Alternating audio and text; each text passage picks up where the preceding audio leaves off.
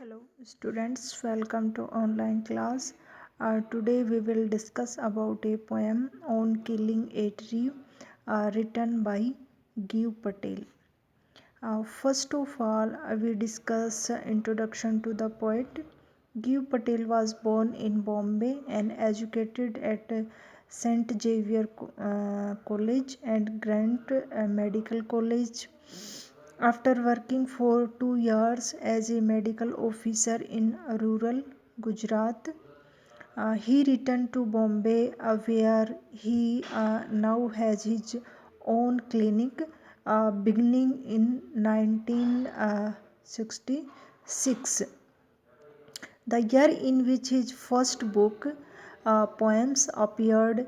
He has held several of his paintings, and in 1971, his first play, Princess, was produced, and he has since written two others. Giv Patel's second collection of poems, How Do You Withstand Body, was followed by Mirror and Mirroring, Madras 1991। अब हम देखते हैं कि जो give जो पटेल है उसका जो सेकंड जो कलेक्शन मैंने आपको बताया। दूसरा जो गिव जो पटेल है उसकी जो एजुकेशन है वो सेंट जेवियर कॉलेज से हुई। उसके बाद हम देखते हैं कि इसकी जो 1971 में इसका पहला एक जो नाटक था, जो प्ले था, वो था प्रिंसेस लिखा गया। उसके बाद इसने दो अदर जो नाटक भी लिखे, रिटर्न टू अदर्स। और उसके बाद हम देखते हैं कि जो गिव पटेल की जो पोएम्स का जो कलेक्शन था दूसरा, how do you withstand body, 1976 के अंदर ये पब्लिश्ड हुआ। इसके बाद मद्रास के अंदर 1991 में मिरर या मियरिंग इसका शीर्षक के रूप में यह प्रकाशित हुआ। अब हम देखते हैं कि जो गिव जो पटेल की जो पोएम है on killing a tree, written by Gieve Patel. In this poem, it tells us that only cutting the branches or cutting its stem is not enough to kill a tree। मतलब कि पेड़ को काटने के लिए या पेड़ को मारने के लिए या पेड़ को समाप्त करने के लिए उसकी शाखाओं को काटना या उसके तने को काटना ही पर्याप्त नहीं है। उसको काटने के लिए उसको जड़ से काटना पड़ेगा, उसको धूप में सुखाना पड़ेगा, उसके बाद वो नष्ट होता है। तो हम देखते हैं इस पोएम को टेक्स्ट के हिसाब से इसमें क्या है। तो first of all on killing a tree, तो यहाँ पर देखिए it takes much time to kill a tree, not a simple jab of the knife will do it. It has grown slowly, consuming the earth, rising out of it, feeding upon its crust, absorbing years of sunlight, air, water, and out of its laborious height, sprouting leaves।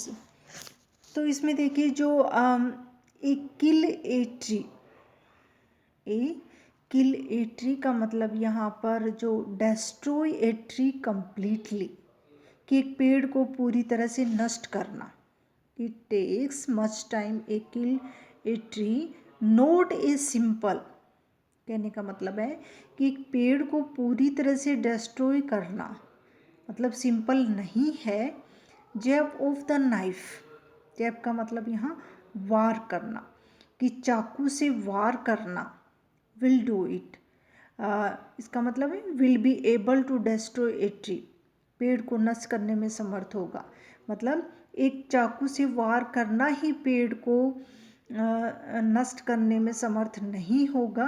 कहने का मतलब it has grown slowly consuming the earth, इसका मतलब consuming का मतलब है यहाँ पर आत्मसात करना।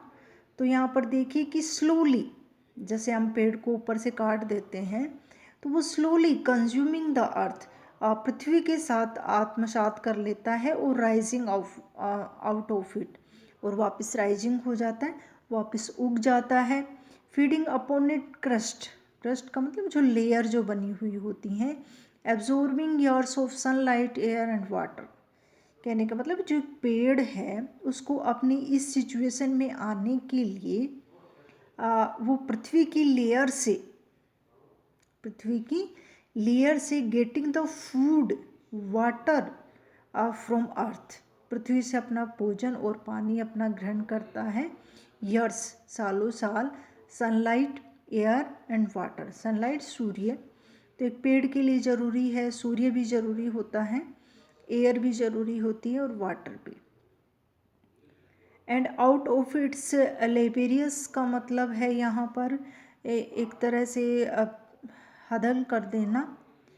तो यहाँ पर हम देखते हैं कि जो लेबोरियस हाइट का मतलब ये होता है कि जो पेड़ की जो छाल होती है, जो स्किन होती है, मतलब एक त्वचा जो भद्दी, जो दिखने में ऐसी लगती है कि जैसे खुरदरी टाइप हो, जैसे पेड़ की जो छाल होती है, हार्ड जो कवर्ड होता है उसका।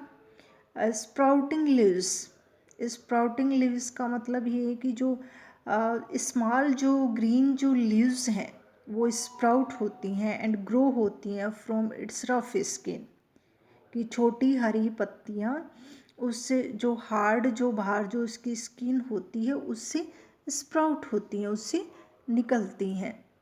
सो हैक एंड चॉप,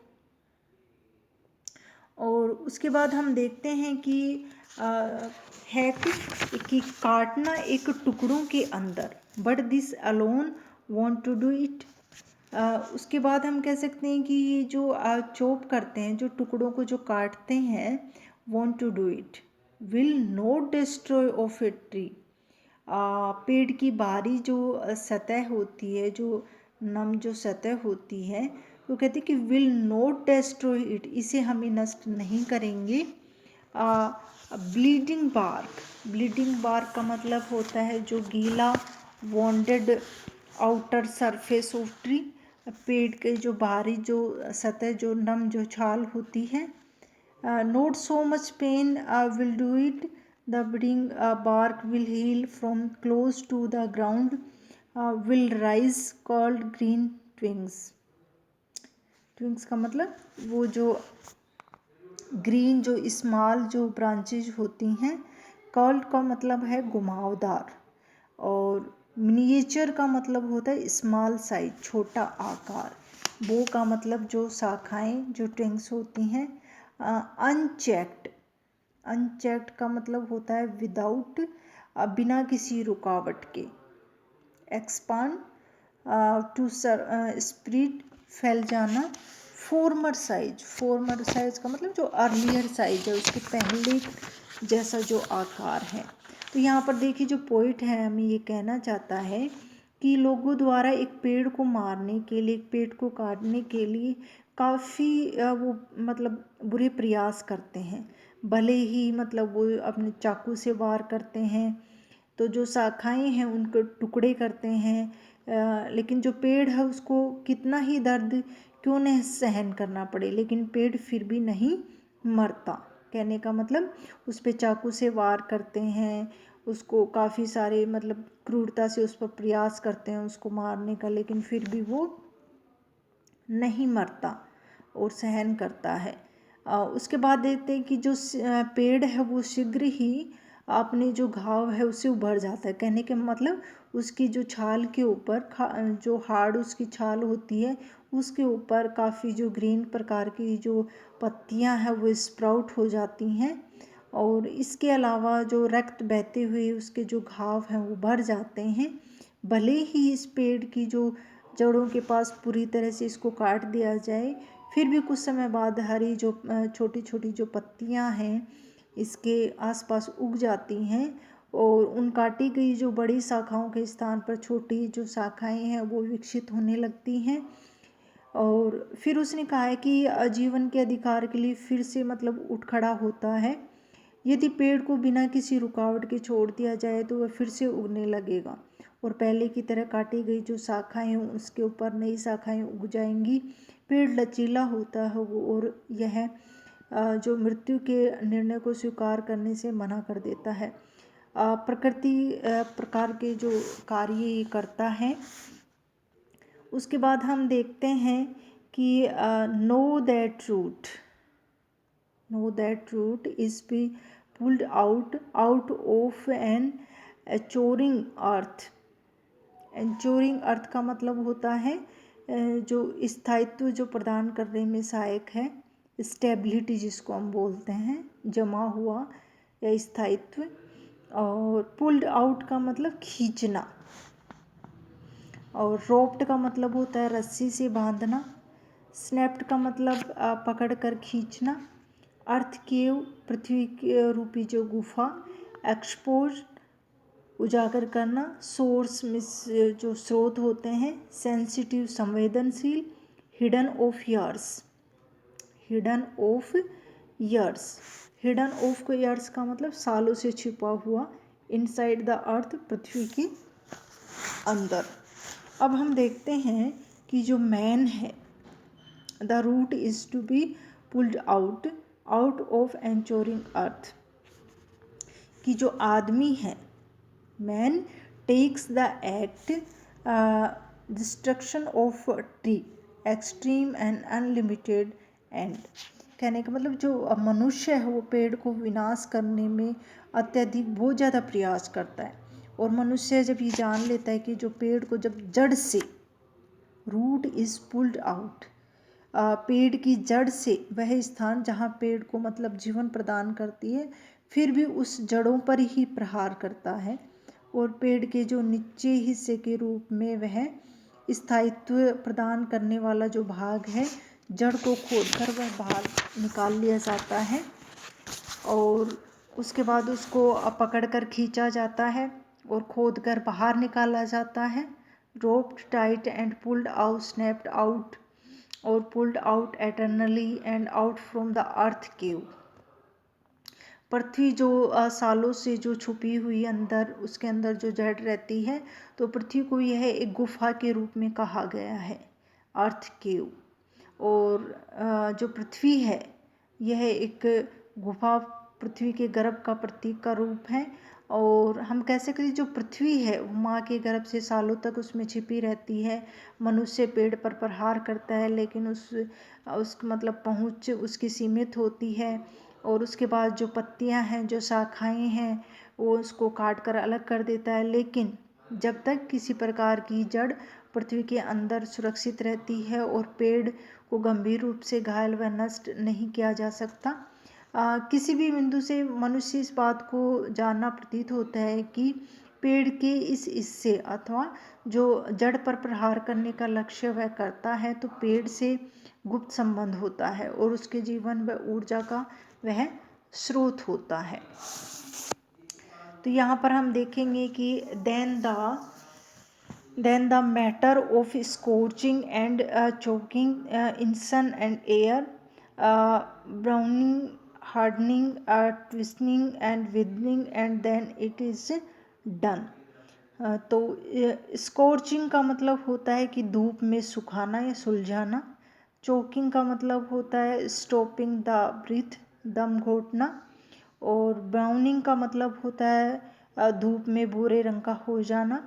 हार्डनिंग का मतलब होता है making it hard by dying and moisture, की नमी को सुखाकर कठोर बनाना।